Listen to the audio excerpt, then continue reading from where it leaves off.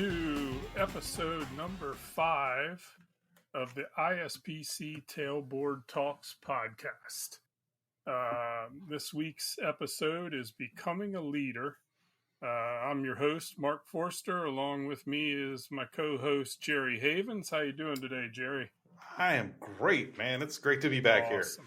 All right, today we got a couple things to cover here first off, and then we're going to get to a very special guest today that I'm looking very forward to having a conversation with. Our guest today is Mr. Curtis Bradley, and so we'll get to him shortly. Look forward to having a good conversation with Curtis. So, yeah, I'm excited. I'm excited to talk to him. Someone that's not only a colleague, but someone that I classify as a friend as well. Curtis, I've known Curtis 4 years now, something like that, and thoroughly enjoy the company every time I get to hang out with him. So. And I'm not just saying that because he can hear us. I'll tell that, I'll say that whenever. Yeah. But first things first, man, we got to thank our sponsors. Our sponsor for this one is Beer Meters. Beer Meters is a USA-made, family-operated manufacturer for almost 40 years. Beer Meters, the absolute highest quality, Lyman-proven, safe, dependable, accurate voltage and phasing meters, secondary testers, cable identification tools, ground testers, high pot tools, custom temporary protective grounds jumpers, and pole guards. If you use it in this industry, chances are they probably make it. Give them a call, Beer Meters, or find them online, beermeters.com.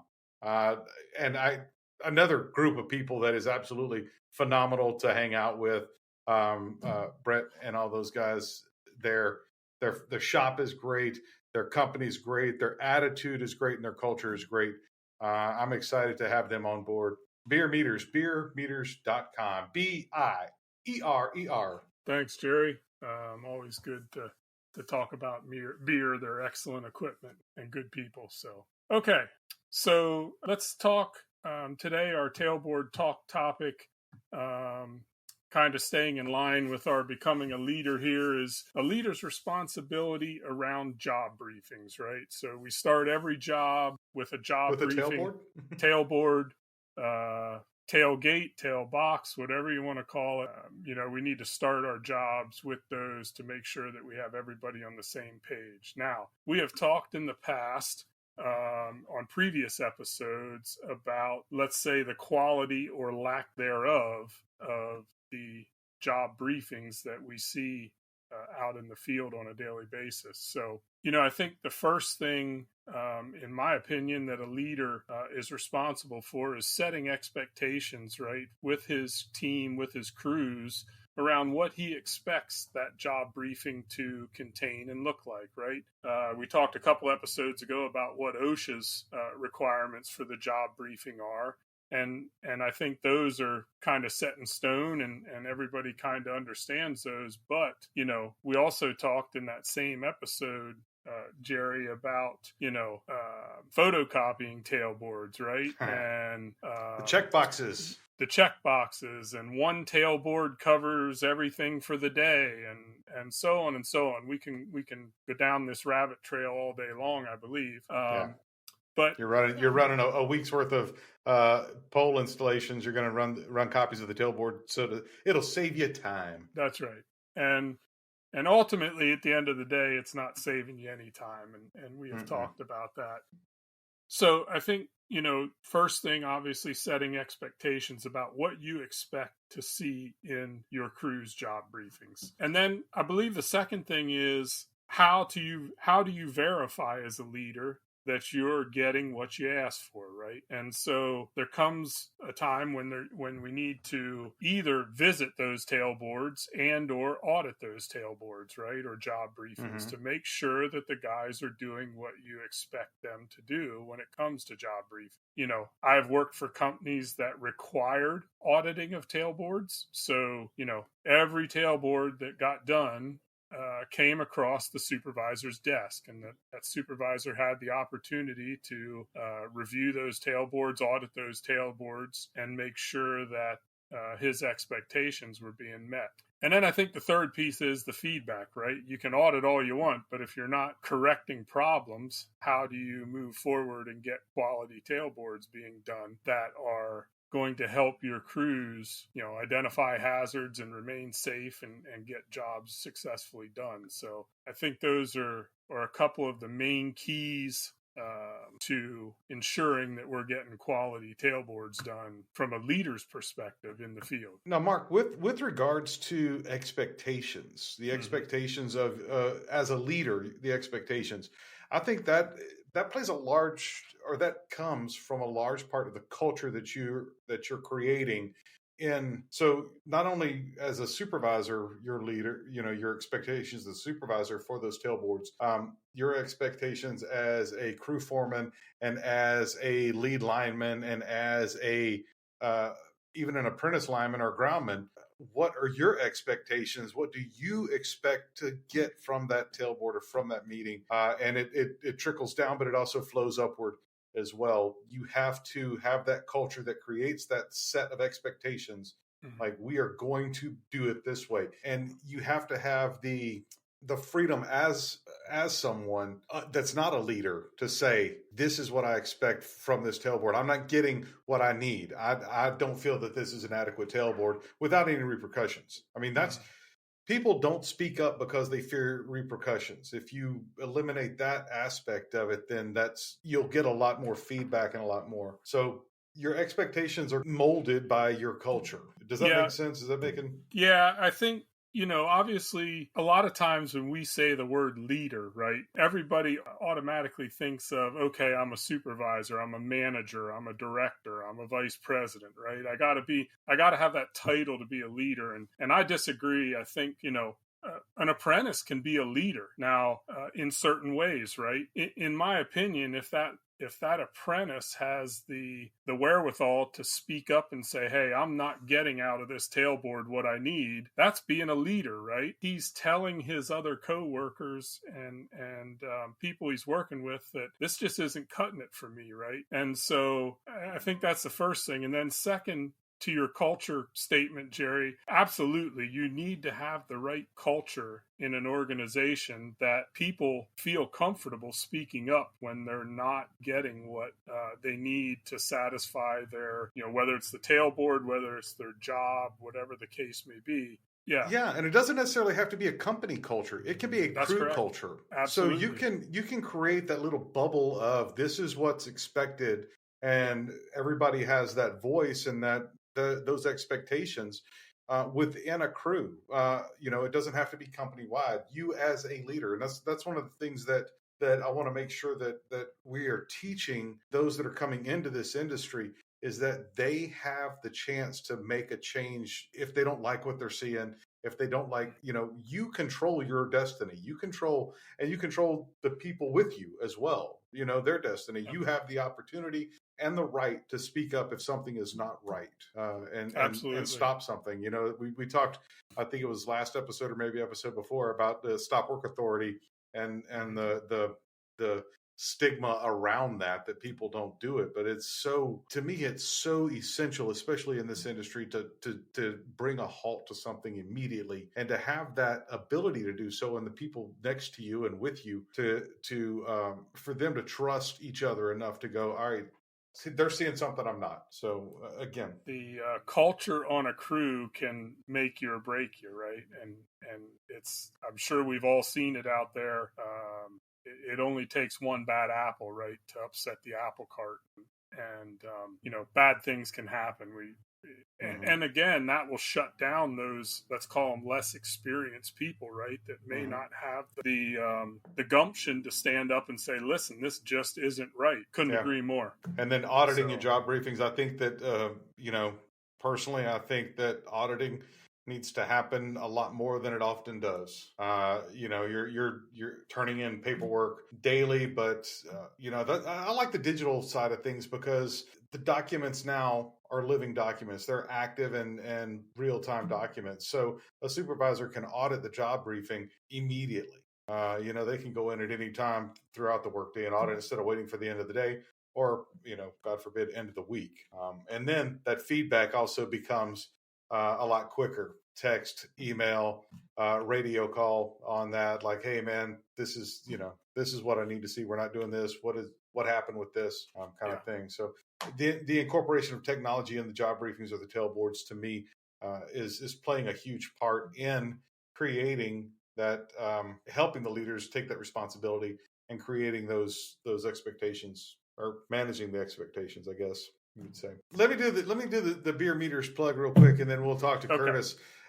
Beer meters USA. Oh, this is cool. Beer has a utility support assistance. Okay, it's a one-of-a-kind, no-cost service to the electric utility industry. It includes professional customer service, technical support, repairs and calibration, live line conferencing, on-site field training, speaking at tool or work methods committee meetings, and safety conferences and seminars.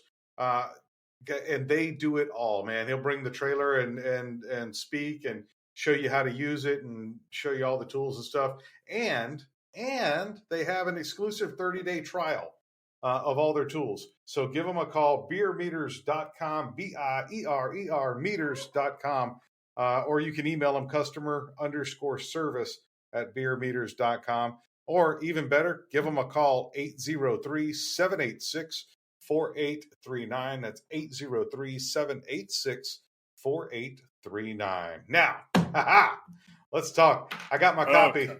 I got my copy of Curtis's book right here.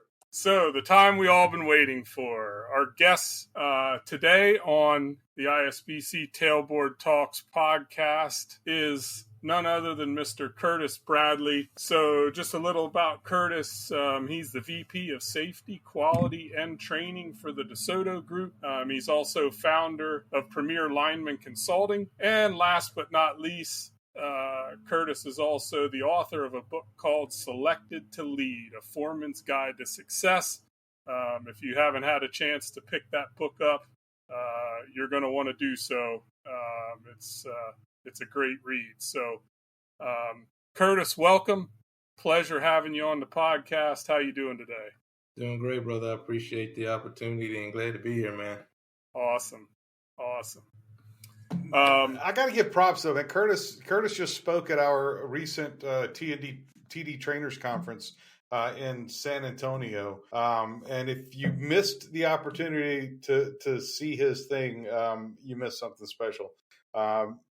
Everybody came out of there excited and jazzed and stoked to be a part of it. They took something away. You even got a couple of speaking gigs out of it too, or at least invitations to come visit. So that doesn't happen often, do that. You did something special, Curtis. So I think you got a good message. Well, I appreciate it, man. I appreciate the platform and the opportunity, right? Man, somewhat of a dream come true. Been prepping for this for a long time to be able to get to this level and be able to share in a very effective way and not talk at people, but talk with them, so that's what it's all about. Yeah. Awesome. So how did you get started, Curtis? Let's start there. Let's start from the beginning. Obviously, you weren't born a lineman. No. You weren't born in this industry. Let's talk about how you got started and how you got to where you are today. And then I'll keep my mouth shut because that's all Mark's purview. No, man. No, it's all good. Look, so I kind of bring it back from the beginning because I think it's always important to kind of understand where a person come from and their upbringing and some of the things they've been exposed to. So was born and raised in a little small town called Pachuta, Mississippi. Kind of the area where you got to pump sunshine into. So went to Quitman High School. There is where I met my wife. We've been married for 19 years. So coming up, it was like everywhere, like most people, they have challenges, right? So come from a split home, played around in school, didn't really take things serious, and graduated, and then that thing called life, it came up and it popped me right in the nose. And so my wife, now of 19 years, we found out we was having a little baby boy. So we was, babies having babies. And so I knew then that the odds was against me, right?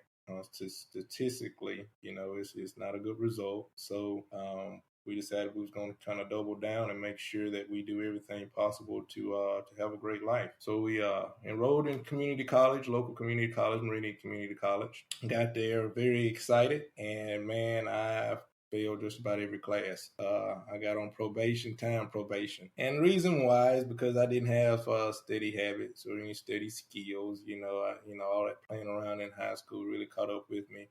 And so I was really in a depressed place. I can remember sitting in front of the library, sitting on a bench, actually crying because I didn't know what I wanted to do next.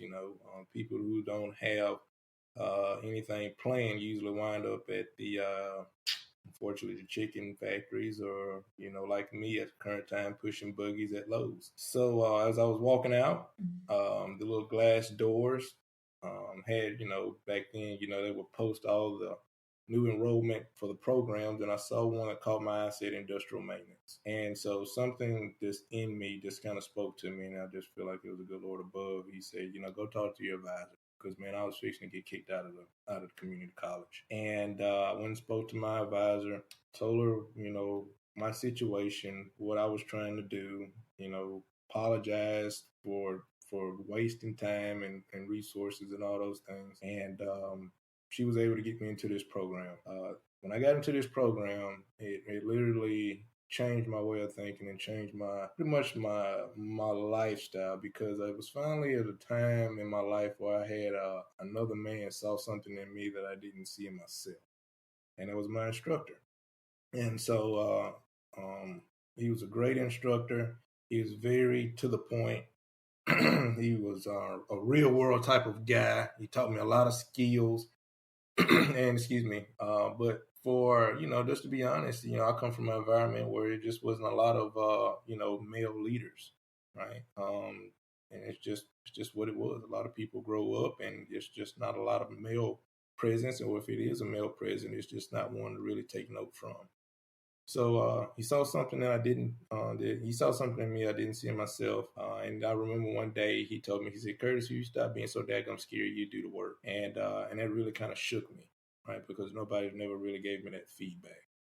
And then I started adjusting. I started doing what he told me to do. And he told me, he said, "Curtis, one day you make the power company a very good employee. You need to go, try to get on with the power company." And at that time, the only thing I know about the power company was two things, right? That's where, Mama had to go and ask for an extension. And if you couldn't get an extension, they'd come out there and cut your lights off, right? So that's the only thing I ever knew about this industry as a whole. So while I was pushing buggies at Lowe's, I created a plan to say everybody that I see that comes in with a power company shirt, I'm going to go up and introduce myself. And I did that, got a hold to the foreman.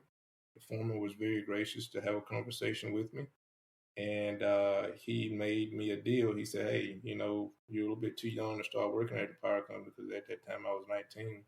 And he said, if you come up here and speak to me, pretty much once a month or every other month, we'll see what we can do. And so religiously, I went up there, once a month, every other month, told him what I was doing, told him about my goals, begging him to let me come and cut the grass or wash the windows or whatever, and to give me an opportunity.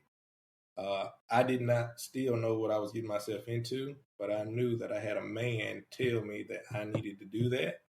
And so I was doing it, right? That was the first time I really had that type of guidance. And so that's what I did. And make a long story short, I was awarded a job at Mississippi Power in the Meridian Division.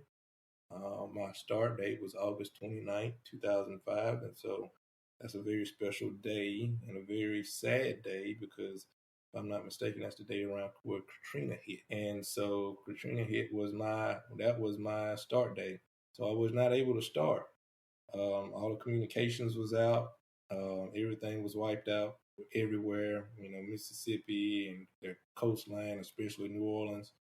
And so I had a job, but I didn't have a job. So finally got a call like 2 or 3 weeks later. They said, "Hey, you don't have a job because everything's wiped out, but we can bring you in as a temp if you're still interested. And we don't know when that's going to last." And I said, "I'm going to take this opportunity." And that's kind of how my career started. Started out with overhead and underground distribution, made lineman, stayed out there for 10.5 years, did everything from hot work to installing three-phase transformers, CT meters, and went on a bunch of storms, after hours setting meters, trouble truck, all that good stuff. And I really want to credit, Southern Company Mississippi Power, because they really do go above and beyond with giving employees the leadership skills, the training, and the things that they need to really develop leaders. A lot of people, I kind of don't give them their flowers, even though I'm not there, obviously. But they really do a great job with trying to develop people. And I just want to, just kind of recognize them on that, because it really helped my career out tremendously and gave me the foundation that I needed to be successful here in the power line industry. And I know a lot of companies wouldn't do that, but they do an exceptional job with that. And I feel like they still do, but I know it was very, very instrumental in my life. Wanted to go and learn a little bit something different, so got into substations as a apprentice substation electrician for the latter 2.5 years. So total did about 13.5 years in the industry. Then I wanted to start doing something a little bit different. Wanted to give back. I started to have a burning desire to teach. And at that time, I didn't have my degree or anything like that. So the local community college was looking for a lineman instructor. I went and talked to them. They awarded me the job. That was 5 years ago. Since then, I've been able to get my associate's, my bachelor's degrees in OSHA, got cups. I'm currently still working, so I work on the weekends as a lineman instructor at the local community college. Built 3 of them. Well, I built 2, and I've consulted with 1 here in Central Mississippi. And I've kind of been around the industry, building training programs and things like that on the on the contractor side. And so now I've just been blessed with the opportunity to work at a great company called Desoto Group, based out of Claremont, Florida. So they give me a tremendous opportunity to showcase my skills. And the most important piece is let Curtis be Curtis. So say all that to say, it doesn't matter where you come from, it only matters where you're going. Because I remember in a book, in a good book, it was a little baby that was born in a manger. So I can only imagine how that thing smelled when he was born, and all the amazing things that he did through his course. So I just kind of throw that out there. So how important is it, Curtis? I think one thing you touched on that I want to expand on a little bit is how important it is for, whether you want to call it giving back, whether you want to call it mentorship, whether you want to call it taking somebody under your wing, whatever you want to refer to it at, how important is it that that happens throughout an organization, right? Not only from a leader standpoint, right? You kind of had, I would call it more of a, what we call a typical leader, right? A foreman type individual that kind of gave you your break. But I've seen it as a past supervisor, and I've kind of taken a kind of similar path as you, as worker, supervisor, wanted to give back, went into training, so on and so forth. But, how important is it to have those people in your life that, give you those attaboys, give you that extra, poke in the rear end to get up and go and not be afraid to take chances and move yourself in a positive direction. How important is that in an organization, especially like ours? Yeah, well, it's very important. It's right up there, in my opinion, with making revenue. That's how important it is. But unfortunately, it's down there considered where, we take out the trash. Mm-hmm. When we don't mentor, right, when we don't have mentorships, when we don't have proper leadership, everybody suffers, especially if it's coming from the top. I said in one of my previous posts, everything starts and ends with leadership. When we don't relay that message and we don't help the ones that we know that truly have that God-gifted ability and potential, we're selling ourselves short. And a lot of reasons why a lot of people don't mentor is because, unfortunately, man, a lot of people are worried about, if I teach this person everything I know, I will lose my job. How dare he know more than me because he's younger, this, that, or whatever the case may be. So, you know what? I'm not going to share anything with him because, I need to make it, 5 more years before I retire or whatever the case may be. So we suffer. We really shoot ourselves in the foot. And so for me, kind of listening at one of the guys that I wish I had the opportunity to talk to, Dr. Miles Monroe, I really value leadership and mentorship. And I take pride into training somebody to say, that's my guy. That's the guy that I train. That guy that's running the crew, that guy that's the superintendent, that guy that's just took that engineering spot or whatever at the IOU, whatever the case may be, that makes me feel good because that's how we change the culture. And if I can do that with him, 9 times out of 10, he's going to do that for somebody else because you can't never forget where you come from. It's important, man. It's right up there with revenue. It really is, in my opinion. Yeah, I couldn't agree more. I think everything you just touched on, I've seen happen in companies that I work for, and it just always boggled my mind that a guy wouldn't teach a younger person how to do something or how to better do something, right? For the fear of that individual ultimately, taking their work or even worse, taking their job. And I've never seen it happen, right? It's not going to happen. We're just, I always looked at it from the aspect of, if I teach everybody that's working with me or working for me what I know, that just makes my job and the whole job go that much smoother, right? Because I don't have to stand there every 5 minutes explaining what I want done, right? Exactly. They already know. I've taught, and now we work as a cohesive team rather than, hey, what do you want me to do now? What do I do next? How do I do this? I mean, that to me, that just gets old. Yeah. Well, it's a difficult statement for a lot of people to digest, but servant leadership is about teaching or training the person below you to take your seat. Mm-hmm. It's about this. It's not for me to sit here in the seat for 30 years, man.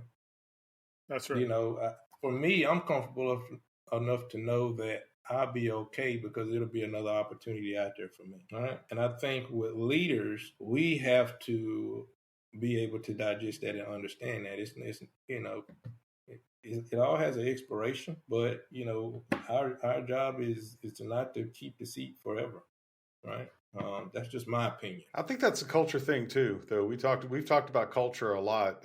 I think that is a culture thing as well, is that I was fortunate enough, and before I got into this industry, I ran a body shop, or I worked in a body shop. Mm-hmm. They saw potential in me, made me an estimator, and then on a very fast track became an assistant manager and a manager, and then GM. And then assistant to the owner. So just very quickly. Now, I was young. I was 25 at the time. But I had that prior service military attitude that, look, just show me what to do and I can get it done kind of thing. That culture, I was very fortunate. That culture, the guy that was showing me was not afraid to say, okay, you need to know this because I ain't going to be here all day. He knew this wasn't going to be his last stop. Mm-hmm. But I've seen it so many times that you're right, that people are afraid. They want to sit there, they get comfortable, and they get afraid of change. So change is tough. I am not going to lie. It's difficult, but it's not always bad. No. And if we don't change, we already know, right? Everything, if we don't evolve, what happened? We go obsolete. Right. Mm-hmm. So you got several companies that we can kind of name off that, that did not evolve. And so you have to, like, leadership is like having that mindset of, as I tell my students all the time, you have to get comfortable being uncomfortable. And so I had a lead lineman or a foreman tell me one time, he said, if you don't like the way it is now, just wait, because I guarantee it's going to change. So, man, it's probably exactly. Tomorrow. You can start off with the poles loaded to go build in a single phase service, and by the time you get out there, somebody hit a pole. or a thunder bumper has hit, Yep. or somebody has called to get, storm assistance. So now we got to go back and go home and pack. So this industry is always changing, man. It's always changing, and it changes so many times throughout the day, throughout the month, throughout the year. If you are somebody who hates change, you are going to struggle. Yeah, I couldn't agree more. It's change is the only constant. So okay, so let's dive a little bit further into this leader thing. And you have a book that just recently came out, Curtis, Selected to Lead. Tell us a little bit about it. What what led you, or what made you want to write a book? And tell us a little bit about without giving away all the juicy details. What kind of what the book's about, and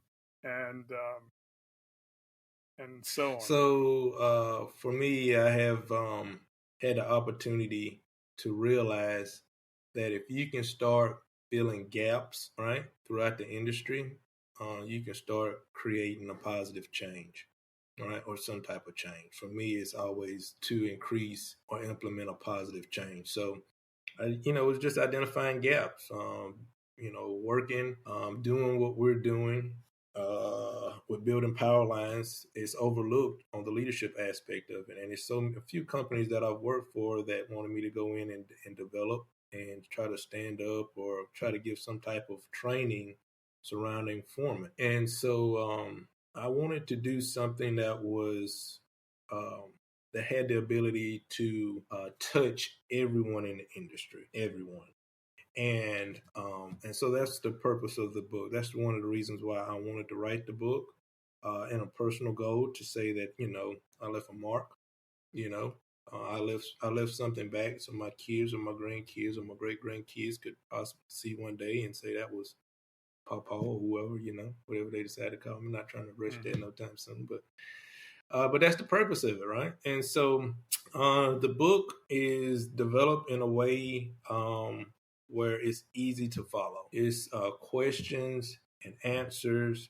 It's talking in the language of line workers. This is not something where it's a corporate book and it's 500 pages and I'm talking to you at a corporate level. No, this is a book where we're having conversations, even though I'm not there, but we're having conversations to identify some of the powerful characteristics of a leader and how you should apply it to your crew setting to make a positive impact and create that culture of change. That's the purpose of it. That's kind of the gist of it. It goes into some personality traits that are very specific to power lines or anybody kind of in the industry. We talk about the differences between the two types of leaders that are usually common in the industry. We talk about communication. We talk about just some basic things with setting up computers and kind of the scenario. So the scenario of the book, and I don't want to give it all away, but it's just what come to me is I wrote a letter to an employee. And so the letter to the employee was pretty much, hey, the foreman just quit. Nobody else wanted to take this opportunity. So, we're making you the foreman. Here's the we're gonna stash the keys in the hidden spot of the truck, which I will not state, where everybody knows where those hidden keys are usually located. And his computer is on the back seat. We're gonna mail you a company credit card and have at it, man. We appreciate you taking the role. And if you need any assistance, call your general foreman. And by the way, he's taking a hunting trip in Alaska, and but we talked to him via text, and he said he'll be available to walk you through anything. And we have the utmost respect for you, and we know that you're going to do extremely well. And that's how I come up with Selected to Lead. Yeah, it's funny, Curtis, because I think my transition from worker to supervisor or foreman was almost identical, right? One of the foremen retired. Actually, I don't think he retired. He went to another job, took another position. And so two things that struck me as funny. First of all, the guy that was leaving, the foreman that was leaving, came to me and said, "Hey, would you be interested in taking my position? I think you'd do well." Kind of caught me off guard because I hadn't really even thought about it. You know what I mean? I was still fairly early in my career. I'd only been a journeyman for maybe 3 years, 3.5 years. So, I'm thinking, I'm not sure I know what I don't know. You know what I mean? But after some conversations with some people and so on, I decided to take the position. And that's essentially how it happened, where I worked. It was like, here's the keys, here's the computer, here's the guys that are working for you.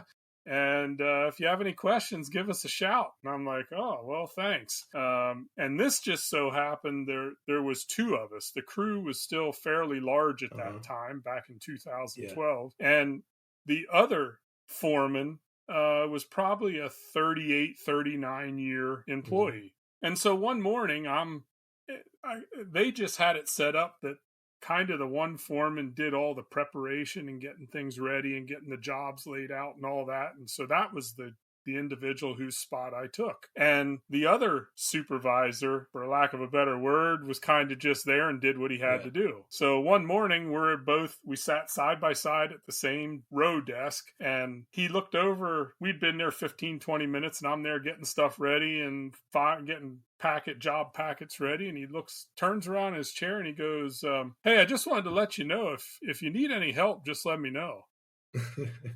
And I thought, well, you know what, bleep, bleep, bleep, right? And I'm like, I should be saying that to you, not you saying that to me. But that's just unfortunately, that's the mentality in our industry. Not everywhere. By all means, not everywhere. I've seen a lot of good cultures. That same company now has a pretty good culture. There was a senior leader that came in and really made some effort over about a 6 or 8 year period to really change the culture, and things have improved greatly.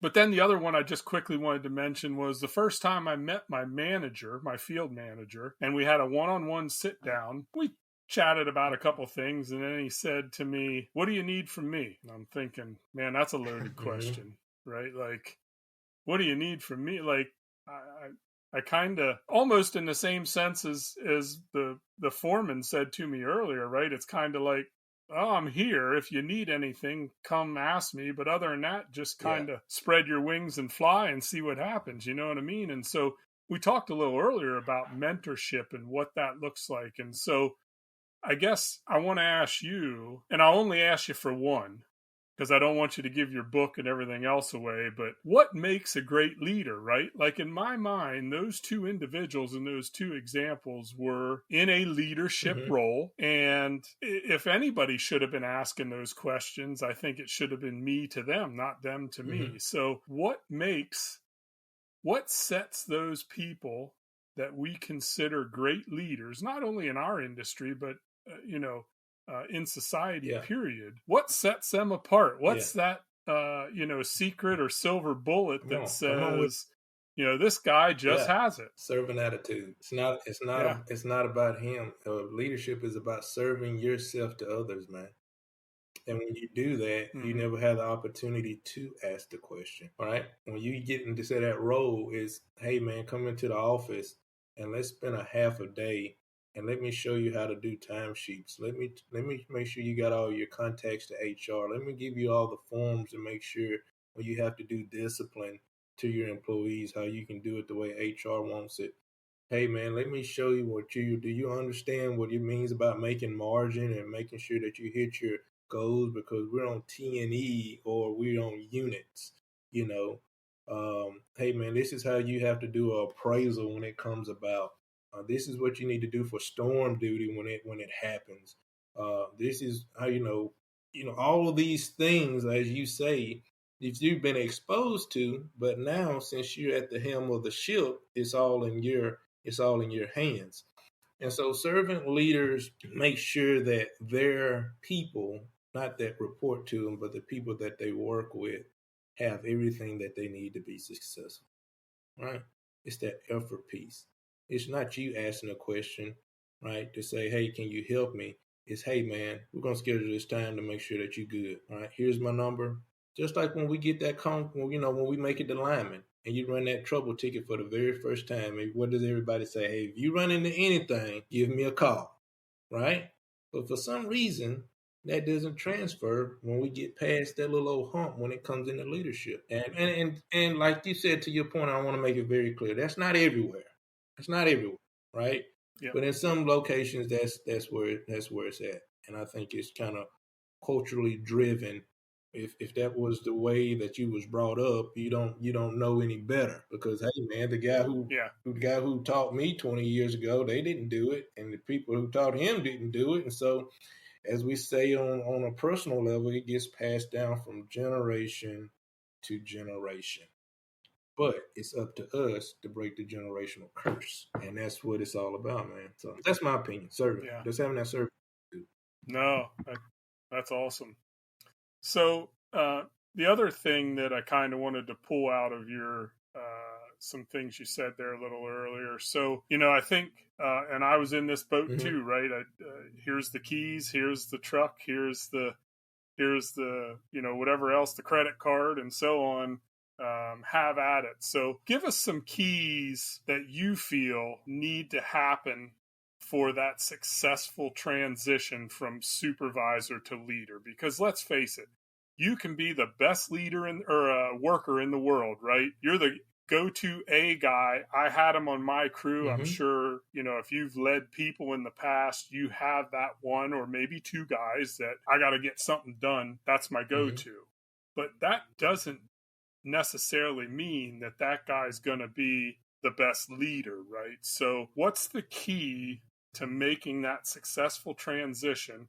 Because ultimately, if you want to succeed in a lot of industries, not just ours, the only way to go up is to transition from, let's call it the workforce, into management or into a leadership role. What's the key to making that transition? I think the keys for me would be, again, so this is what I have tried to show and what I have witnessed with really good leaders. Okay. Approachable, humbleness, accountability, transparency, work ethic. Okay.